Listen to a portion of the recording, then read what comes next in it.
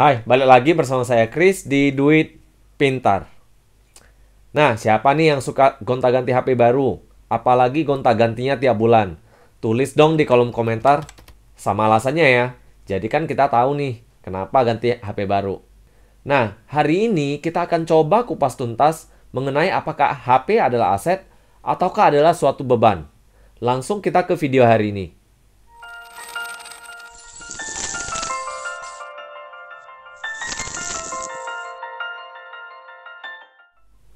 Saya yakin teman-teman yang hari ini menonton video ini pasti memiliki media sosial. Dan di media sosial bukan hanya saja menjadi tempat bersosialisasi alias berteman, namun banyak sekali pertemanan kita yang melakukan aktivitas pamer di dalam media sosial. Apakah hal itu salah? Mungkin tidak, karena mungkin di sisi mereka hanya terlalu excited atau terlalu senang untuk membagikan informasi terbaru yang mereka dapatkan. Misalnya dari HP baru ini mereka memiliki fitur tertentu yang mungkin tidak ada di handphone-handphone sebelumnya. Dan bukan hanya itu saja. Produsen-produsen HP juga berlomba-lomba untuk mempublikasikan handphone rilis terbaru dari mereka. Hasilnya adalah setiap bulan kita mengkonsumsi hal-hal tersebut yang akhirnya kita menjadi memiliki keinginan untuk memiliki hal tersebut. Akhirnya lama-lama menjadi habit atau kebiasaan. Dan akhirnya kita pun ikut-ikutan membeli HP baru tersebut.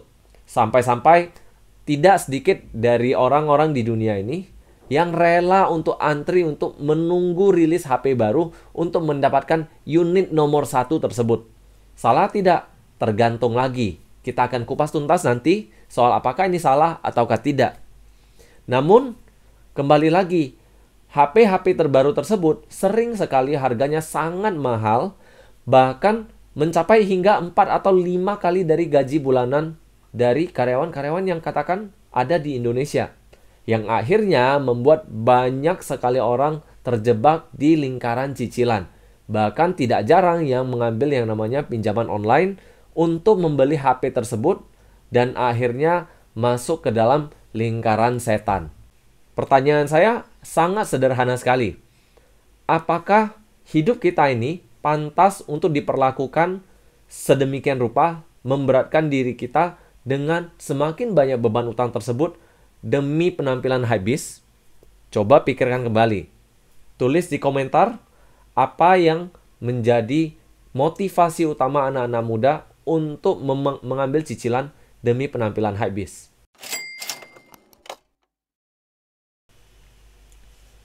Sebelum kita kupas tuntas mengenai apakah handphone merupakan aset atau beban, mari kita kupas tuntas terlebih dahulu apakah itu aset. Berdasarkan Investopedia, aset adalah sumber daya moneter atau sumber daya keuangan dari seseorang ataupun perusahaan. Nah, aset sendiri terbagi dari berbagai jenis. Ada aset liquid atau aset yang berhubungan dengan uang tunai, deposito ataupun yang setara kas lainnya yang mana bisa kita cairkan kapan jam untuk dipergunakan di saat itu pula. Di samping itu, ada yang namanya aset konsumtif ataupun aset pribadi, yaitu aset yang dimiliki kemudian kita pakai atau kita konsumsikan.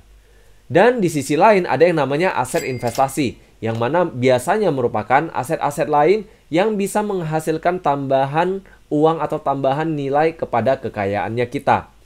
Contoh dari aset liquid adalah uang tunai, setara kas seperti misalnya ada e-payment atau e-money yang kita miliki, atau seperti yang lain contohnya deposito. Sedangkan untuk aset konsumtif adalah misalnya handphone, rumah, jadi rumah yang kita tinggalin adalah aset konsumtif, mobil yang kita pakai adalah aset konsumtif, dan juga aset-aset sejenisnya yang kita gunakan.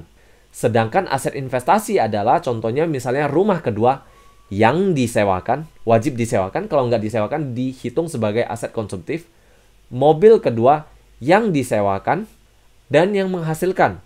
Jadi aset-aset lain yang menghasilkan adalah disebut sebagai aset investasi ataupun aset produktif. Contoh aset produktif lainnya adalah contohnya adalah saham, obligasi, dan juga yang sejenisnya. Nah, setelah saya jelaskan nih, kira-kira nih menurut teman-teman, handphone masuk kemana?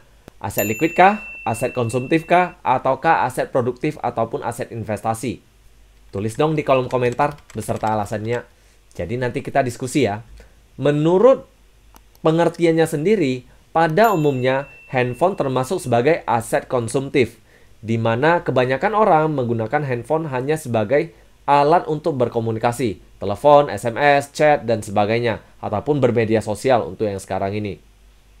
Namun, ada beberapa pekerjaan yang menggunakan handphone sebagai aset produktifnya. Contoh, influencer, content creator, dan juga atlet-atlet e-sport.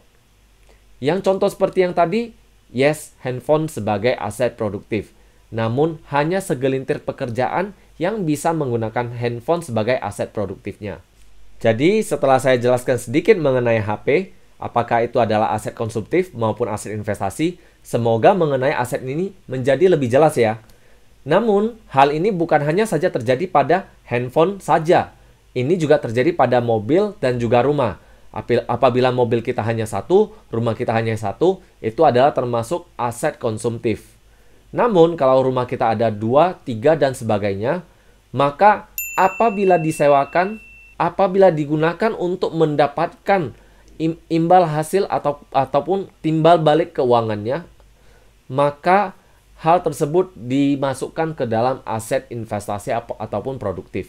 Dari video hari ini, semoga teman-teman sudah mengerti handphone yang mana termasuk aset investasi, yang mana termasuk aset konsumtif.